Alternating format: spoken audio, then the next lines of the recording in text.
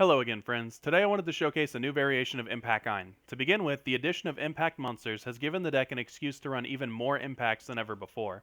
The current list is sitting pretty at 23 impacts, and it's about as strong as it's ever been. Actually, that's a lie. Wall is strictly inferior to Jackknife Full Burst in my opinion, but impacts. There could end up being more, newer, or different impact monsters in this deck in the future, and Dragonic Resurrection and Breaking Flames will give these creatures new outs to get their swings in.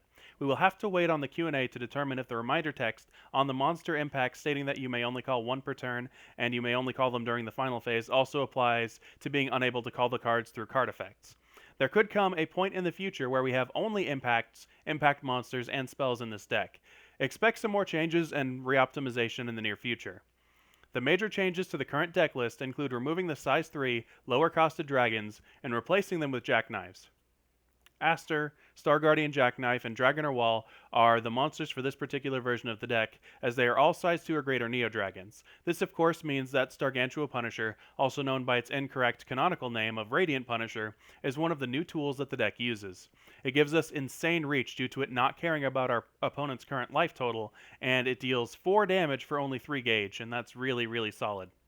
We're also running Dragonic Resurrection. This card lets us bring back Aster during the final phase so that we can instantaneously link it into a Stargantua Punisher or into a Dragonor without our opponent having a timing to remove Aster.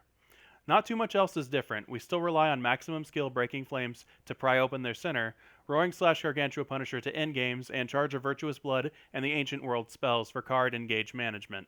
Now let's take a look at my YOLO 5 impact turn.